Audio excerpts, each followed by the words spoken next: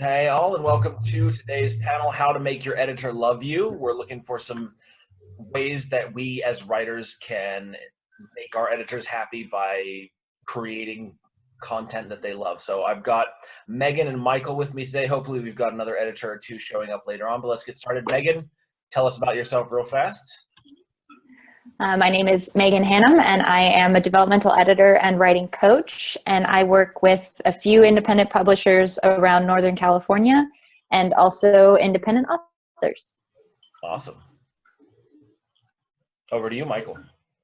Oh, and I'm Mike. I've worked a number of publishing jobs over the years, and now lately I've been a developmental editor and writing coach. I work with a few indie authors. I also do editorial work on nonfiction for some of the companies I used to work for. Wow. So between you guys, basically you do it all, essentially. We try. That's awesome. Well, Megan, hit us with the first thing that we writers can do to make you love us.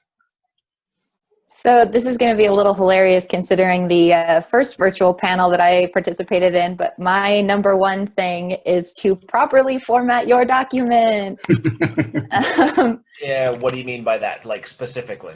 I mean that if you are given instructions, so for my purposes, I tell my prospective clients that I would like a Word document in, 12-point font of Times New Roman or similar, 1-inch margins, double to 1.5 space. Like, I'm pretty specific. And so if I can get close to that, that would be fantastic. Now let me ask you, why is it Times New Roman and why the double space? Like, why is that the standard? It's just easier to read. Times has a really clean look. If you're going to go sans serif, then my personal favorite is Avenir Book, but everyone has their own thing. Basically, I just want it in a font that I don't hate looking at for however many pages, and then the double spacing, just extra white space, makes it easier for your brain to catch things. So interesting. Michael, what do you have a font or style that you prefer? I actually agree with Megan. If I can get my manuscripts delivered to me in Times New Roman, double space with the 1-inch margins, I am a happy camper to start with. I can tell my L's from my 1s. Everything looks, clean and crisp and clear. If somebody sends me something in a sans serif font like Arial, I'll send it back to them. And if you're writing it in crayon, just forget it. Just Now, let me ask you this. My Word document automatically sets to some random sans serif font. I've gotten so used to that. Is there a way, like a shortcut? Obviously, it's easy to select everything and change it to Times New Roman, but double spacing, is that easily done?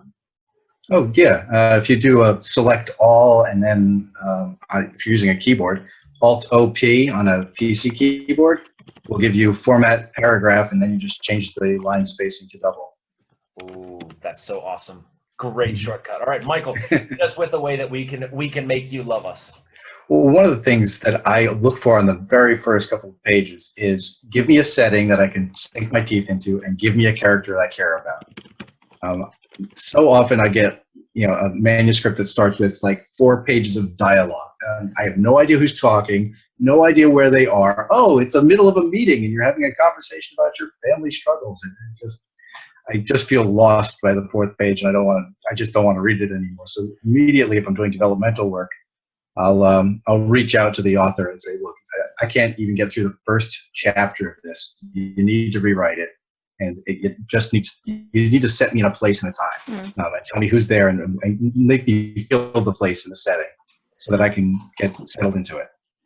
Wow. I guess your work is really bad when your editor hits you up and says, hey, I couldn't even get a couple of pages into this. That is a bad sign. Yes. Yeah, for sure. I mean, you got to love when you can get immediately sucked right into a story, and that's what you're going to want for your readers anyway. So I think that's like the best thing a developmental editor can do for your writer is to tell them exactly how the reader's going to be experiencing their story. And if I'm not hooked and I'm this many pages in, then that's definitely important for them to know. Well, riffing off that, what is it that we can do to hook you in? Like you said, settings and character, but you can't just say the moon was high and the thief was creeping through the bushes. Like, what is it that really hooks you right off the bat? I like a very good, very strong sensory hook of some kind. I like to be pulled into the setting with a strong sensory hook that tells me something about the location, both not just visually, but visually is kind of easy to do. Give me like a really sharp image that isn't a visual image, and that captures my attention. That's one of the things I look for in the first page. Well, when you say sensory, do you mean like smell, sound, all of that? Yeah, it could be. Yeah, it could be anything. It could be a sound. Oftentimes, sound is a really good one. Yeah. Okay. Very, after sight, our second probably most actively used senses is our hearing. So we relate to that pretty well. Smell has a very strong memory job for us, but it's hard to describe in words, I think. Yeah. True. I personally am drawn in most by being forced to ask questions.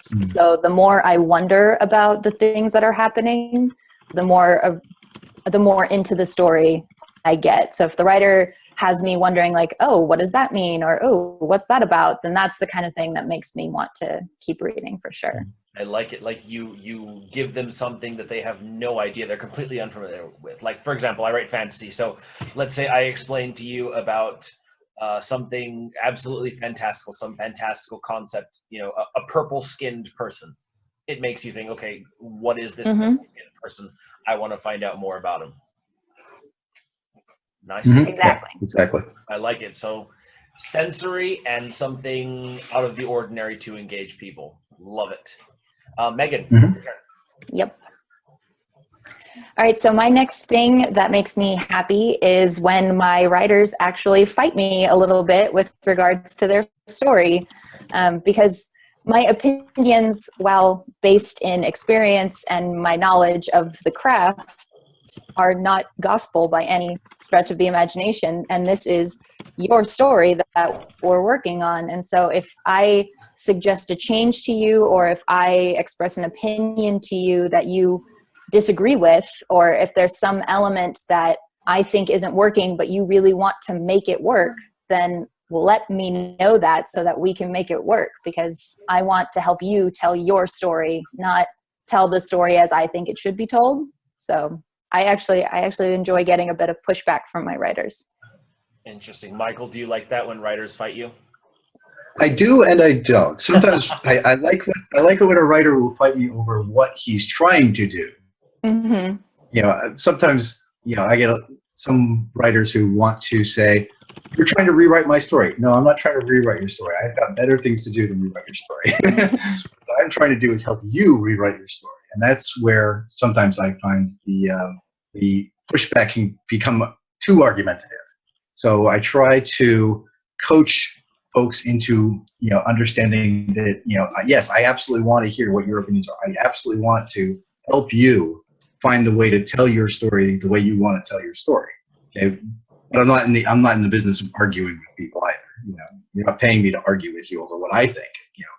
Tell me what you think, and then let's work toward it. Yeah. Yeah. Right. So like when we authors talk with you and say, okay, this is what we were trying to say, and you say, well, this is how it came out, and we work together to find the way to make our vision come through clearly. Exactly. Sometimes authors can get a little too defensive about what they're trying to say. Like, okay, I understand what think you're saying.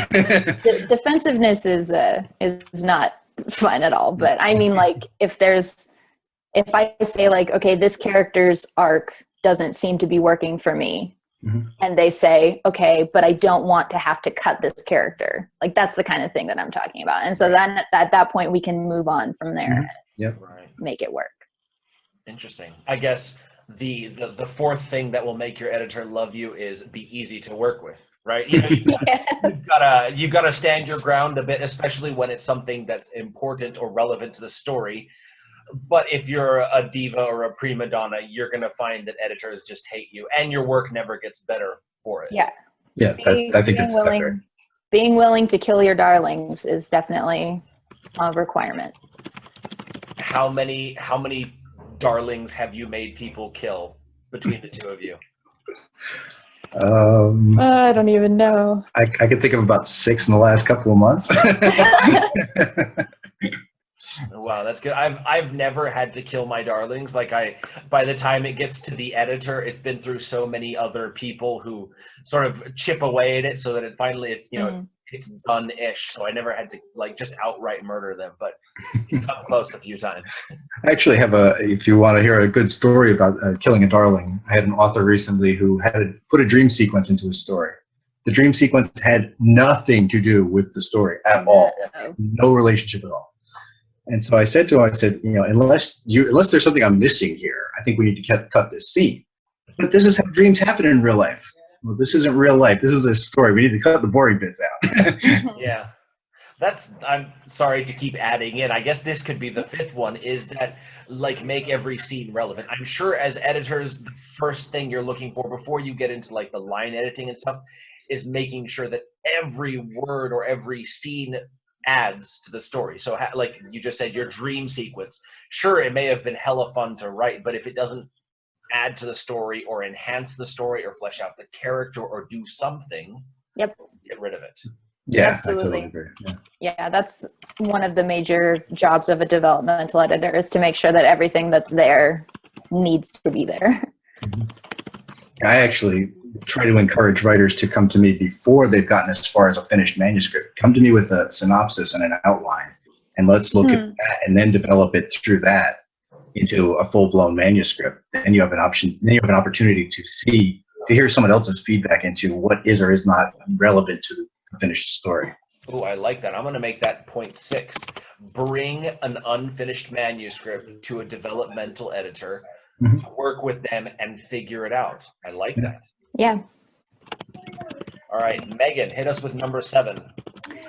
I personally love it when I am working with a writer and they show me that they are growing in their skills by incorporating past feedback into their new work. So when I'm working with someone maybe multiple times, either on the same project or on a new project, and I see, the first time I worked with them, they definitely had an issue with, their dialogue or something to that effect. But in the next iteration, it's vastly improved. That makes me so happy. And it's especially great with things like if they pay attention to when I'm making minor corrections, like adding proper punctuation and that kind of thing. And then the next time I see their work, everything's properly punctuated. I'm like, you were paying attention. Like the clouds open up, the stars shine. Yeah, exactly. So be a good student, I guess, is number 7. That's true. Now let me add on to that. How many times do people overcompensate? Like when I wrote the first book in my current series, the character, he was, he always asked questions like, what? He didn't understand. And one of my readers told me, it makes your character sound dumb.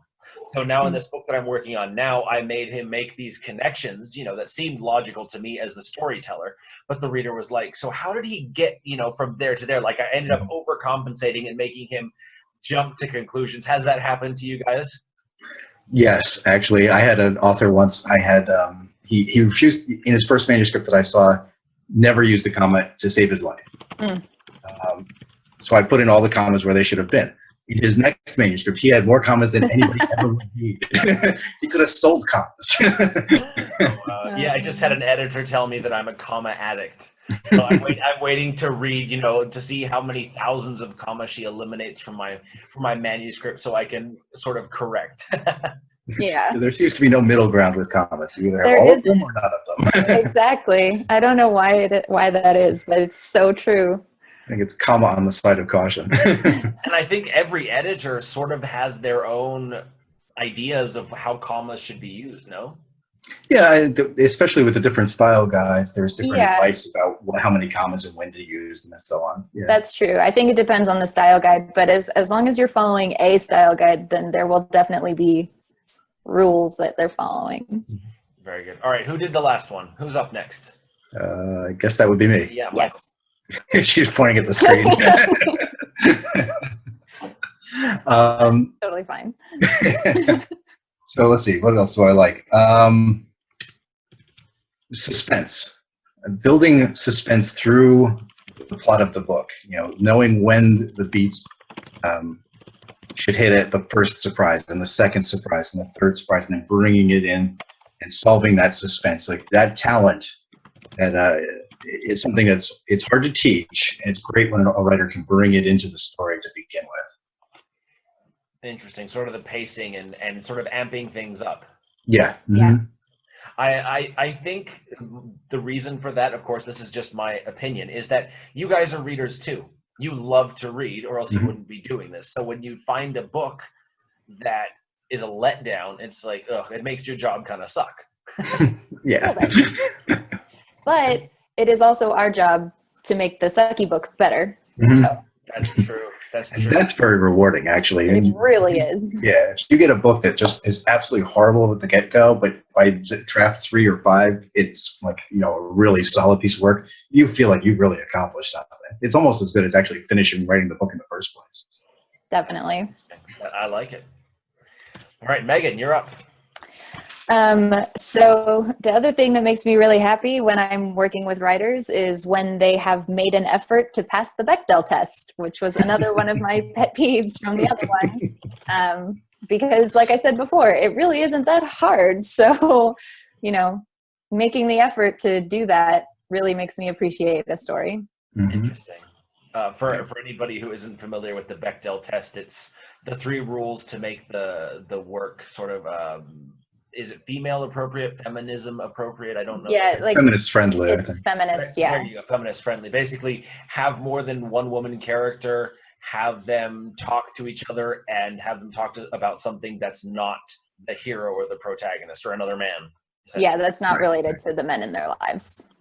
I like it. I guess it's not so hard to do. Yep. Although I will say that there are times when it may seem difficult for writers, especially if the whole concept of the story is focused on a very patriarchal society.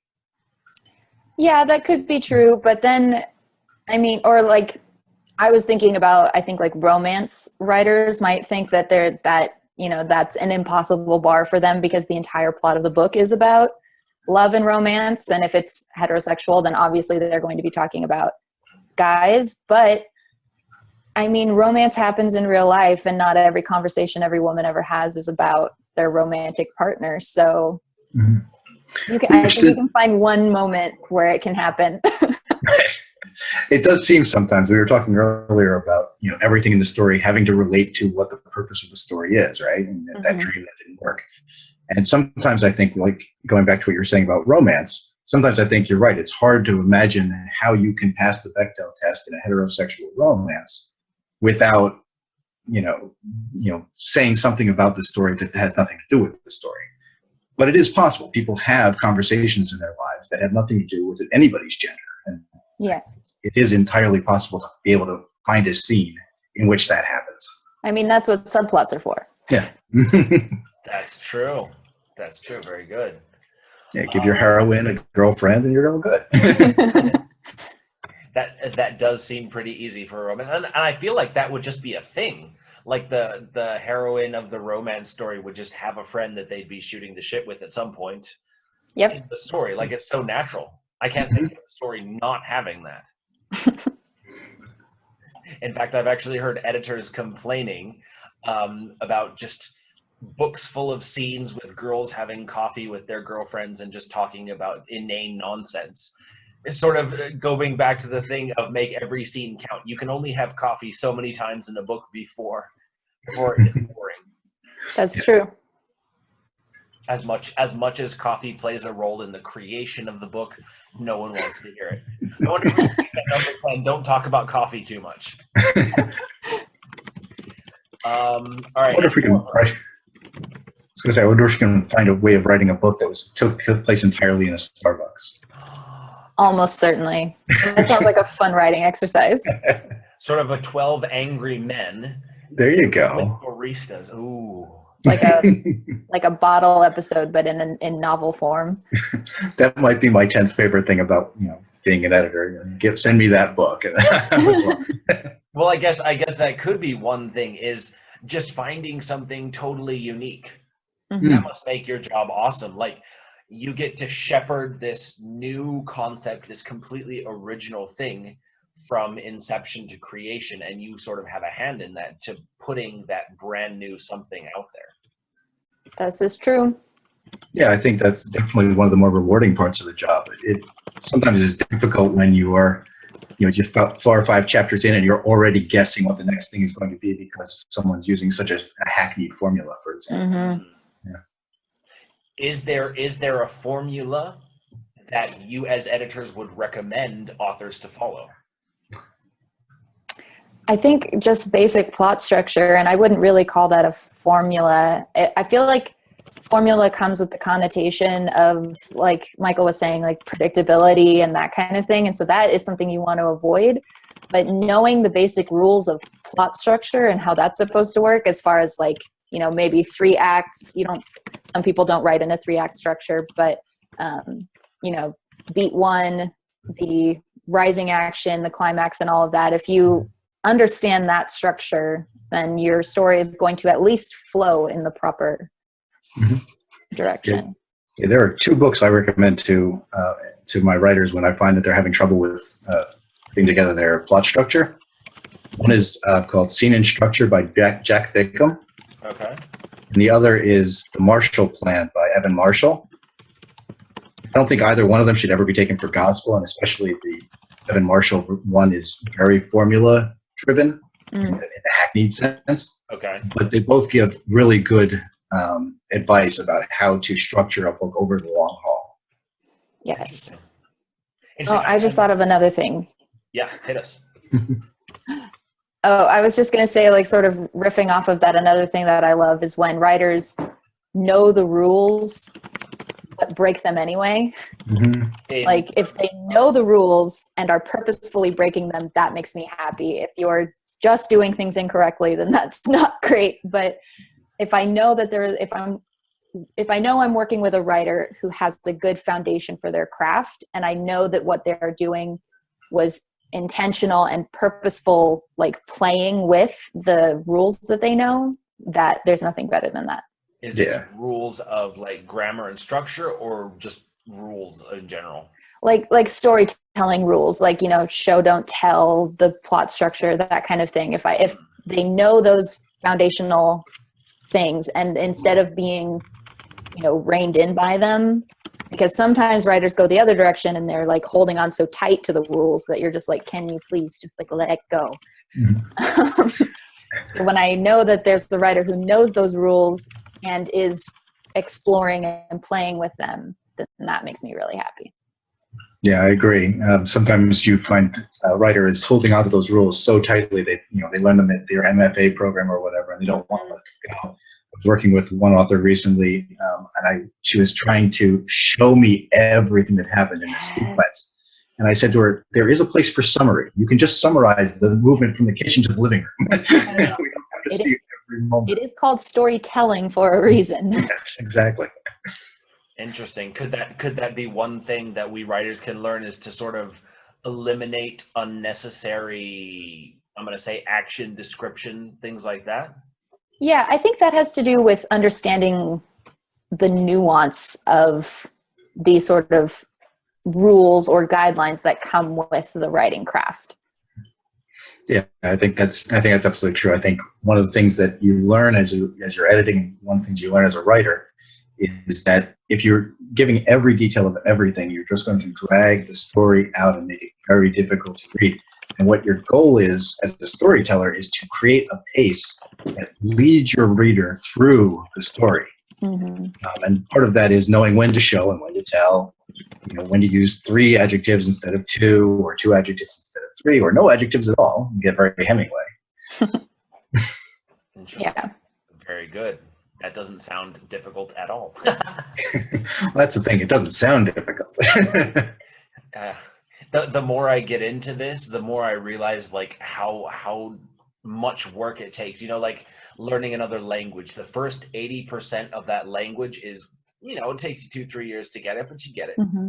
And that last 10-20% takes you sort of the rest of your life to learn. And I think writing is much the same way. I'm assuming Yes. editing is similar too. Absolutely. I agree. All right. Yeah, I think there's the 10,000 hours rule that so I think Malcolm Gladwell came up with. To become an expert, you have to put in 10,000 hours into your craft, you know, whether it's a language or writing or editing. So Nice. Just another 8,000 to go for me, I guess. yeah, there you go. All right. Any more tips for us? Any more ways we can make you love us? No, my last thing on the list is just enjoy the process, which I feel like we talked a little bit about when we were talking about being a good student and being open to suggestions. And I love it when my writers are loving working with me as opposed to looking at me as some kind of drill sergeant or taskmaster, you know? Like we're all working for the same goal, which is to make the book better. So it should be fun and enjoyable for everyone. Very good. Very good. Michael, got any last ones for us? Be on time. Yeah, I know Douglas Adams says that the best thing about deadlines is the sound they make when they whoosh past, but you know, we are professionals and we like to see things done on time so that we can keep on our schedules. That's true. That's true. Very So good. true. All right. Well, Michael, Megan, thank you so much for joining us and educating us with these. It looks like we got 16 awesome ways to make you editors love us. People, check out their links in the comments below. Enjoy your writing.